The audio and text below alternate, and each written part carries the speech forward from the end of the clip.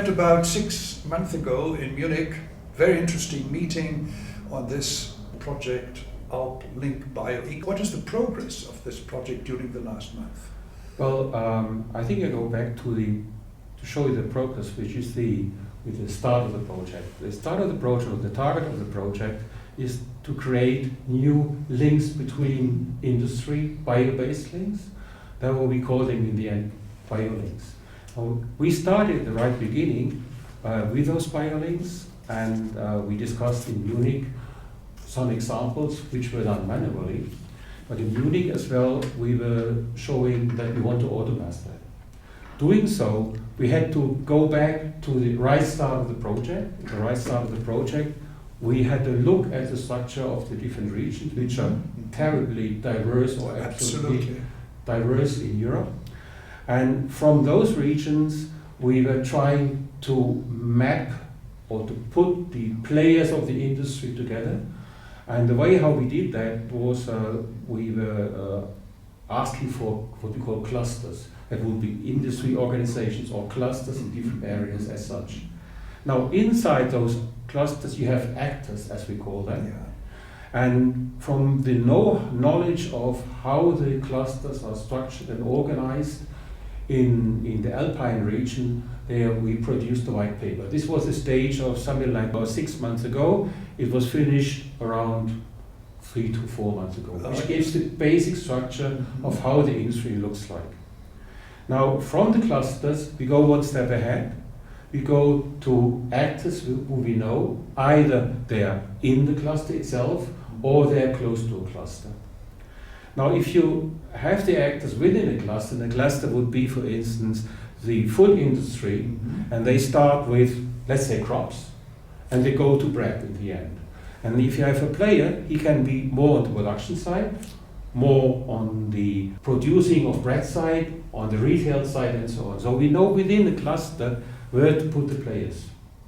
And to do so, we were using, and we are using, the so-called NACE codes. The NACE codes are a European definition of what different people, industries, players are doing.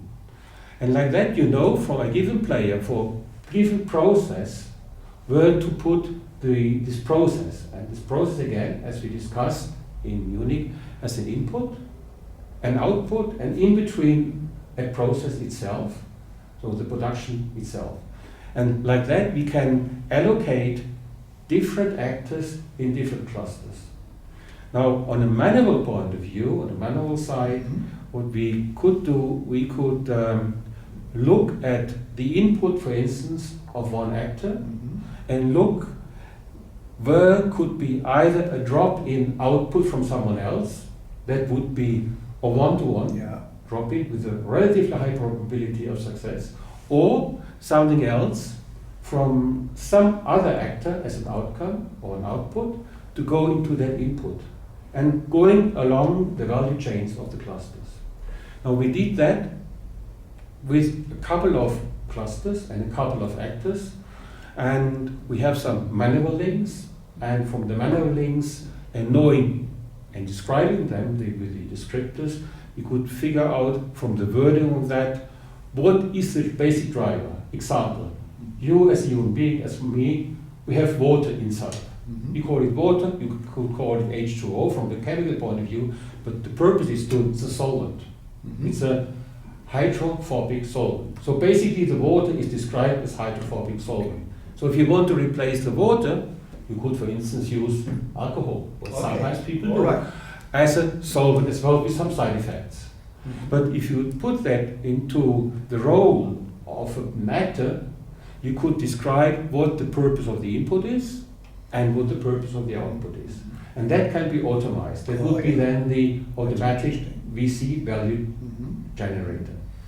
That sounds very well and also quite interesting, but my question is, with these sometimes abstract methodologies, do you have had a practical case, where you can tell us a little about how it worked and what the potential results are? Yes, when we are looking at the model, we of course knew we had to test it Yeah. before we were really going live and we would put it into the machine code. Now, I told you that from just by thinking we could imagine about a couple of new value chains, VCs. But to do so, to put it into practice, you need to ask the actors.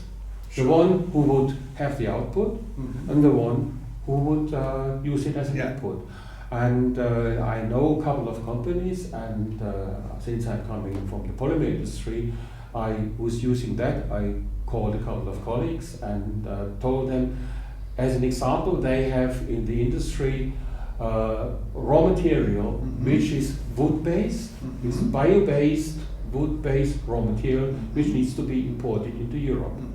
From the project itself, during going through the whole project and the process, I got knowledge of a company in Switzerland who would produce agro-based output, which potentially could be used for the other company, replacing one-to-one as a drop-in, replacing that bio-based, wood-based imported material. The benefit would be that one, you don't have to import it, it's more or less available around, and for the other company it would be a new output. So for one company it would be a known input to replace, for the other one it would be a new outlet of a known material. Okay. Now I put those two together and they showed interest, and what you need to do, you need to tell them you're stealing their time, but they had interest enough to start the whole process, and at the moment they're at the stage of testing, exchanging specifications, which probably would be not easy, but in the end there's an interest and they are in the process. And will there be other cases which are in the pipeline?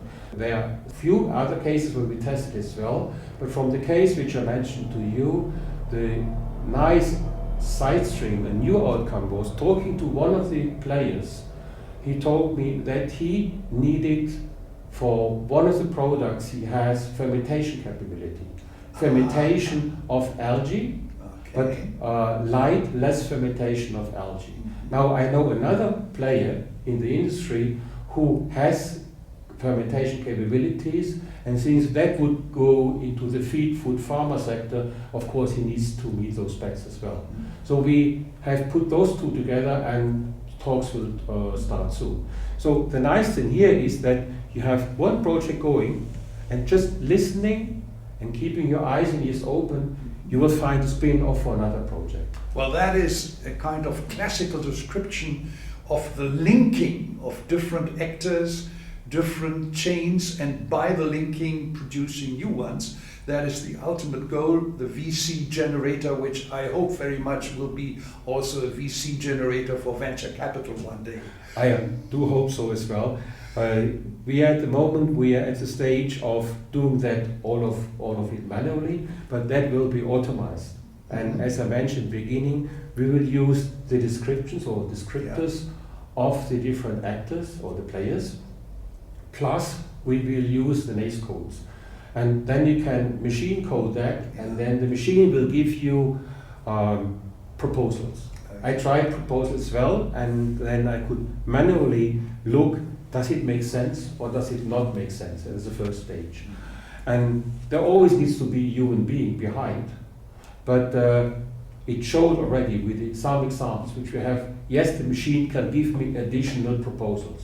If they make sense or not, I have to judge, or the one who's doing the job has to judge, and then we can go on. So good luck with the cooperation with the algorithms. Thank you.